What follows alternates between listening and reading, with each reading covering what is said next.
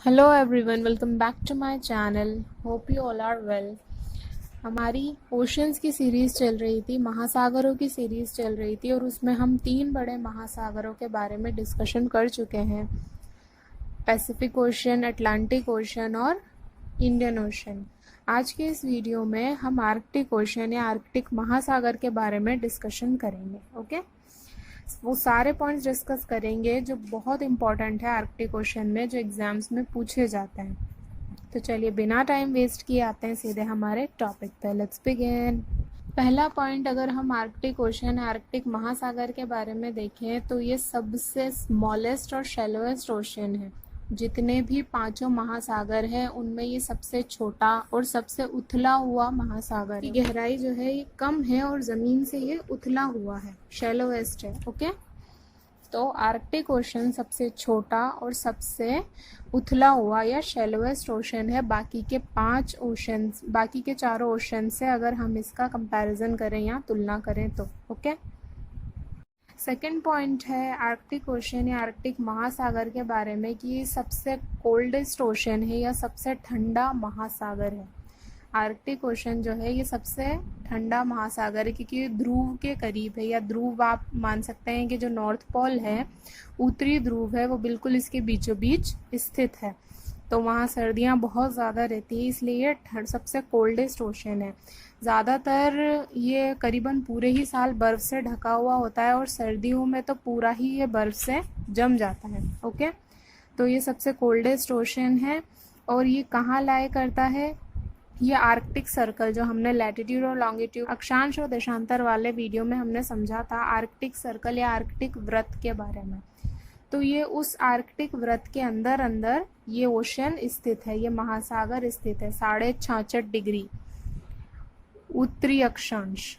Okay, 66.5 northern latitude, उसमें ये स्थित है आर्कटिक ओशन या आर्कटिक महासागर। इसको हम नॉर्दर्न ओशन भी कहते हैं या उत्तरी महासागर भी इसको कहते हैं। ठीक है, आर्कटिक ओशन सबसे ठंडा महासागर है। आर्कटिक सर्कल या आर्कटिक वृत्त के अंदर अंदर स्थित है और इसको हम नॉर्दर्न ओशन या उत्तरी महासागर भी कहते हैं। ठीक है, चलिए अब बात करते हैं आर्कटिक ओशन कितना एरिया कवर करता है। तो आर्कटिक ओशन जो एरिया कवर करता है वो करीबन है 1,40,56,000 वर्ग किलोमीटर। 1,40,56,000 स्क्वायर किलोमीटर का एरिया या क्षेत्रफल ये कवर करता है। और अगर हम पूरे दुनिया की, पूरी पृथ्वी में जितना भी एरिया है, जितना भी क्षेत्रफल है, उसकी कुल मिलाकर बात करें कि पूरी पृथ्वी का कितना हिस्सा ये घेरे हुए है, पूरी दुनिया का कितना हिस्सा घेरे हुए है, तो 3% का हिस्सा, 3% हिस्सा पूरी दुनिया का आर्कटिक ओशन घेरे हुए है। और अगर सिर्फ वाटर सरफेस एरिया या जल की, पानी की हम बात करें कि पानी का कितना क्षेत्रफल है, कितना एरिया इसने घेरा हुआ है, तो 1.3% वाटर सरफेस एरिया इसने घेरा हुआ है, या 1.3% जो पानी वाला एरिया है वो इसने घेरा हुआ है। ठीक है, पूरी पृथ्वी का 3% और पानी की अगर बात करें तो 1.3%। ओके, अब हम बात करते हैं आर्कटिक ओशन की गहराई के बारे में, आर्कटिक ओशन की डेप्थ के बारे में कि इसकी गहराई कितनी है, इसकी डेप्थ कितनी है। तो अगर हम इसकी एवरेज डेप्थ या औसत गहराई की बात करें तो करीबन 1038 मीटर ये गहरा है। मात्र 1038 मीटर इसकी गहराई है, औसत गहराई। लेकिन अगर हम मैक्सिमम डेप्थ की बात करें या अधिकतम गहराई की इसकी बात करें आर्कटिक ओशन की, तो 5,557 मीटर, 5,557 मीटर इसकी मैक्सिमम डेप्थ या अधिकतम गहराई है। ओके, एवरेज डेप्थ कितनी है? 1038 मीटर और मैक्सिमम डेप्थ कितनी है? 5,557 मीटर्स। ओके, बात आई है गहराई की, तो बात कर लेते हैं हम ट्रेंच या गर्त की। जितने भी हमने महासागर अब तक पढ़े हैं, हर एक में गर्त या ट्रेंच के बारे में हमने पढ़ा है, तो आर्कटिक ओशन कैसे पीछे रह जाए। आर्कटिक ओशन में भी एक डीपेस्ट पॉइंट है, सबसे गहरा बिंदु या गर्त है आर्कटिक ओशन में भी, जिसको हमने नाम दिया मॉली डीप। आर्कटिक ओशन में बड़े इंटरेस्टिंग नाम आपको मिलेंगे, जो आप एक दो बार पढ़ेंगे तो आपको आसानी से याद हो जाएंगे। डिफिकल्ट नहीं है, इंटरेस्टिंग है। ओके, ये सोच के पढ़िएगा। मॉली डीप जो है वो इसका गहरा बिंदु है या गर्त आप इसको मान सकते हैं, जिसकी अधिकतम गहराई कितनी है, जितनी आर्कटिक ओशन की अधिकतम गहराई है 5557 मीटर, 5557 मीटर इसके सबसे गहरे बिंदु मॉली डीप या आप गर्त इसको कह सकते हैं, उसकी गहराई है। अब ये लोकेटेड कहाँ है या है कहाँ मॉली डीप? तो मॉली डीप जो है वो ग्रीनलैंड सी की जो आप देख रहे हैं स्ट्रेट, यहाँ पर ये मौजूद है। ठीक है, इस एरिया में। ठीक है, और इसकी अधिकतम गहराई कितनी है 5557 मीटर।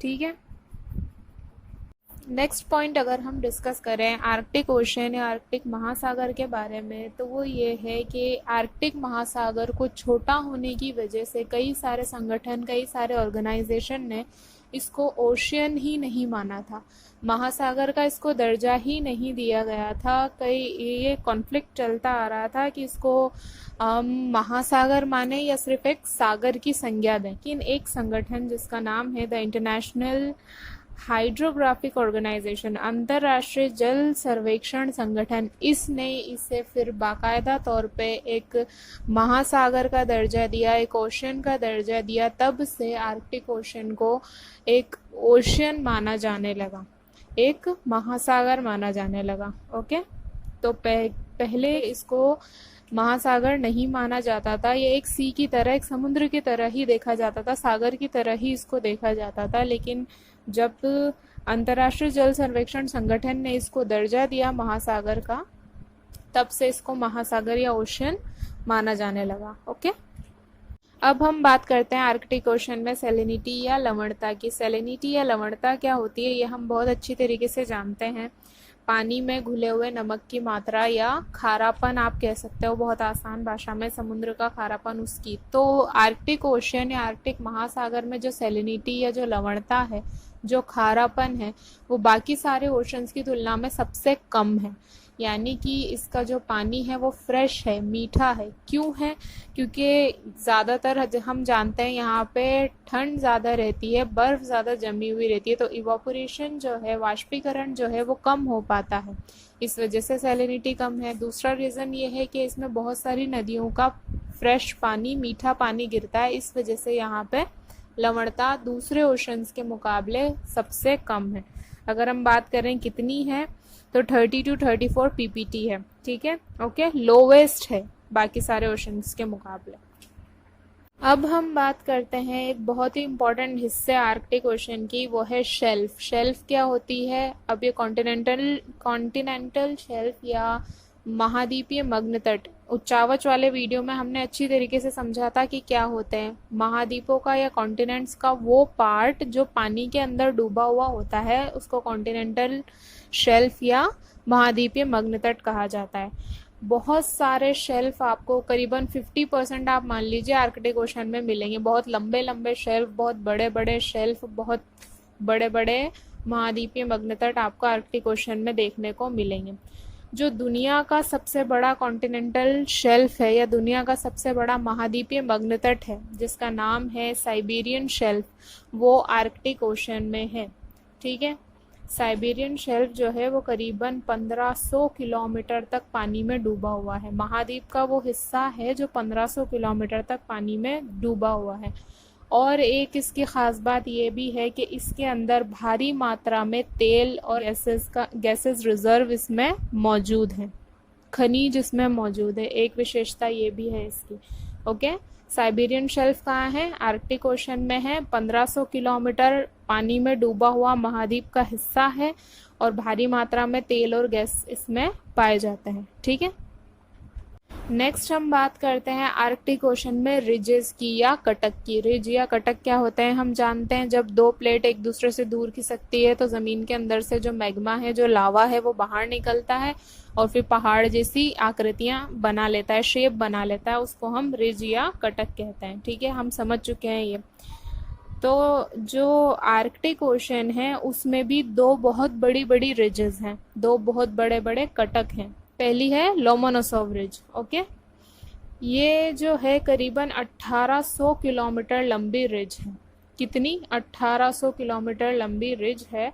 और ये जो बेसिन है आर्कटिक ओशन का, उसको दो पार्ट में डिवाइड कर देती है, अमरेशियन बेसिन और यूरेशियन बेसिन। इधर वाला हिस्सा है अमरेशियन बेसिन, अमेरिका वाला हिस्सा है क्योंकि ये, और इधर वाला हिस्सा है यूरेशियन बेसिन क्योंकि ये यूरोप और एशिया वाला हिस्सा है। ठीक है, जैसा कि आपको इमेज में नजर आ रहा होगा। तो इसको बिल्कुल सेंटर से ये दो पार्ट में डिवाइड कर देती है। बेसिन क्या है?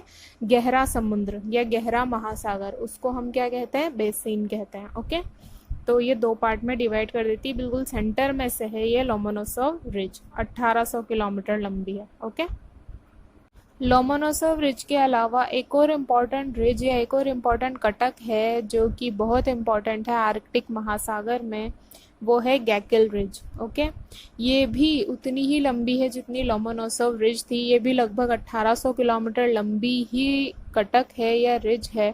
ठीक है, अमेरिकन प्लेट और यूरेशियन प्लेट, ये दो प्लेटें हैं, दो टेक्टोनिक प्लेट हैं, इन दोनों के दूर खिसकने से ये बनी है और ये बिल्कुल पास में है लोमोनोसोव रिज के। 1800 किलोमीटर लंबी ही करीबन ये है गैकल रिज। रिज क्या होती है, कटक क्या होती है, ये हम जानते हैं, बस आपको नाम याद रखने हैं और इनकी लंबाई याद रखनी है। दो रिजेस हैं, लोमोनोसोव रिज, गैकल रिज, और दोनों ही लगभग सेम लंबाई की है, 1800 किलोमीटर। ओके, अब हम बात करते हैं आर्कटिक ओशन में बेसिन की। बेसिन क्या होती है? वो गहरा महासागर का गहरे हिस्से को हम बेसिन कहते हैं। जो कम गहरा हिस्सा होता है उसको तो हमने क्या कह दिया? कॉन्टिनेंटल शेल्फ कह दिया या महाद्वीपीय मग्न तट कह दिया। लेकिन जो ज्यादा गहरा हिस्सा है महासागरों का, उसको हम क्या कहेंगे? बेसिन कहेंगे। जैसे दो इम्पोर्टेंट बेसिन है आर्कटिक ओशन में या आर्कटिक महासागर में जो हमें पढ़नी है। पहली है अमरेशियन बेसिन। अमरेशियन बेसिन ये अमेरिका वाला हिस्सा है। ये ट्रायंगुलर शेप, एक तरीके से आपको नजर आ रहा होगा तो ट्रायंगुलर शेप्ड है, ट्रायंगल की तरह इसका शेप है, त्रिकोण की तरह इसका शेप है। और इसके आसपास कौन कौन बॉर्डर बना रहा है? एक तरफ तो आपको आर्कटिक कैनेडियन आर्कटिक आइसलैंड नजर आ रहे होंगे। ठीक है, एक तरफ ऊपर अगर इसके हम देखें तो साइबेरियन शेल्फ नजर आ रही है। अगर हम पश्चिम की तरफ देखें तो आपको अलास्का नजर आ रहा है। और अगर हम फिर पूर्व की तरफ आए तो ये लोमोनोसोव रिज नजर आ रही है। ठीक है, इन चारों से ये घिरी हुई है अमरेशियन बेसिन। नीचे तो क्या है? सारे द्वीप या आइलैंड। ऊपर क्या है? Siberian shelf. पश्चिम में है अलास्का, पूर्व में है Lomonosov ridge. Okay, next important basin है आर्कटिक ओशन का यूरेशियन बेसिन। कौन सा है? Eurasian basin. यूरोप और एशिया वाला हिस्सा है इधर, इसलिए इसको हमने नाम दे दिया यूरेशियन बेसिन। ठीक है, ये भी बहुत इम्पॉर्टेंट बेसिन है। अब इसकी खास बात क्या है यूरेशियन बेसिन की, कि इसमें एक सागर है जिसका नाम है एमर्सन बेसिन। एमर्सन बेसिन में नॉर्थ पोल है, नॉर्थ पोल यानी कि उत्तरी ध्रुव, ये यहाँ पर करीबन उत्तरी ध्रुव है, उत्तरी ध्रुव का बिंदु है। अगर क्वेश्चन आया उत्तरी ध्रुव का बिंदु कौन से बेसिन में है, तो यूरेशियन बेसिन में है। ठीक है, यूरेशियन बेसिन में उत्तरी ध्रुव का बिंदु है, ये इसकी खास बात है। नेक्स्ट अगर हम बात करें आर्कटिक ओशन में सी आइस की, यानी बर्फ के बारे में बात करें, तो इसका जो आर्कटिक ओशन, जैसा कि हम जानते हैं कि 12 ही महीने लगभग बर्फ से ढका हुआ होता है, और ठंड के मौसम में तो ये पूरा ही बर्फ से ढक जाता है, इतनी ठंड यहाँ पर होती है। लेकिन बर्फ जो है वो कम ज़्यादा होती रहती है सीजन्स के हिसाब से या मौसम के हिसाब से। जैसे कि अगर हम देखें कि सबसे कम कब रहती है बर्फ, तो सबसे कम रहती है सितंबर में। सितंबर में क्यों? क्योंकि गर्मी का सीजन जस्ट निकला हुआ होता है, इसलिए सितंबर में सबसे कम बर्फ रहती है। और सबसे ज़्यादा कब रहती है? अप्रैल में। क्यों? क्योंकि सर्दी का सीजन जस्ट निकल के अप्रैल में ख़त्म होता है, इसलिए मैक्सिमम कब रहती है? अप्रैल में रहती है। अब ये जो सी आइस है ये बहुत इम्पॉर्टेंट है। क्यों? क्योंकि ये क्लाइमेट में, वातावरण में बहुत इम्पॉर्टेंट रोल प्ले करती है। जैसे कि हम जानते हैं ये अगर पिघलेगी तो पूरा जो इकोसिस्टम है हमारा वो बिगड़ जाएगा। ठीक है, पानी इसका अचानक से बढ़ जाएगा आर्कटिक ओशन का, और भी बहुत सारे चेंजेस है जो होंगे हमारे क्लाइमेट में, ग्लोबली होंगे। पूरे ग्लोब में ही होंगे, पूरे विश्व में ही होंगे, सिर्फ आर्कटिक रीजन में नहीं होंगे। ओके, तो ये बहुत इंपॉर्टेंट रोल प्ले करती है सी आइस। नेक्स्ट पॉइंट अगर हम डिस्कस करें आर्कटिक ओशन के बारे में, तो वो उसकी बर्फ से ही रिलेटेड है या सी आइस से ही रिलेटेड है। जैसे कि नोटिस किया जा रहा है कि दिन ब दिन या साल दर साल जो सी आइस है वो घटती जा रही है। अब क्योंकि ये घट रही है तो बहुत सारे क्लाइमेट इफेक्ट्स हो रहे हैं, बहुत सारे चेंजेस हो रहे हैं। सबसे बड़ा इफेक्ट पड़ रहा है पोलार बियर्स पर। जैसे कि हम जानते हैं जो ध्रुवी भालू है या पोलार बियर्स है, ये रहते कहाँ हैं, ये इसी बर्फ के ऊपर रहते हैं। और जैसे जैसे ये घटती जा रही है तो इनका घर जो है वो छोटा होता जा रहा है। ये डिपेंडेंट रहते हैं इस सी आइस पे, क्योंकि यही इनका घर है, यही इनकी रहने की जगह है, और ये क्लाइमेट को भी इफेक्ट करती है, इसीलिए ये बहुत ज़रूरी है।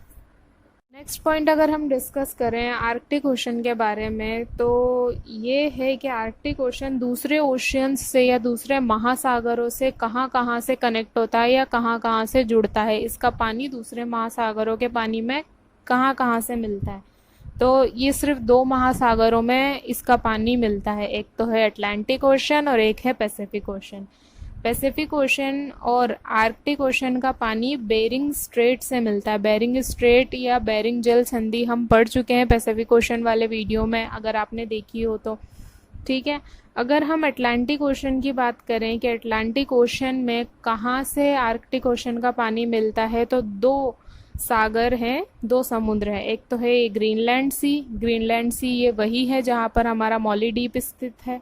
एक है लैब्राडोर, एक है लैब्राडोर सी। ओके, ये दोनों सागर, ये दोनों सी हैं जहाँ से पानी बहकर आता है आर्कटिक ओशन का और अटलांटिक ओशन में जाके मिलता है। ओके, पैसिफिक ओशन में बेरिंग सी से, अटलांटिक ओशन में ग्रीनलैंड और लैब्राडोर सी से। ठीक है, तो ये कुछ इम्पॉर्टेंट पॉइंट थे आर्कटिक ओशन के बारे में जो कि एग्ज़ाम पॉइंट ऑफ व्यू से बहुत इम्पॉर्टेंट है। मैंने ख़ास तौर से वही पॉइंट डिस्कस किए हैं जो एग्ज़ाम्स में पूछे जाते हैं और जो एग्ज़ाम पॉइंट ऑफ व्यू से इम्पॉर्टेंट है ज़्यादा, ताकि आपके माइंड पर लोड ना पड़े और आप सिर्फ वही पढ़ें जो पढ़ना ज़रूरी है। ओके, तो हर एक पॉइंट ध्यान से देखिएगा, हर एक पॉइंट को समझने की कोशिश कीजिएगा। If you liked my video please like, share and subscribe. Thank you.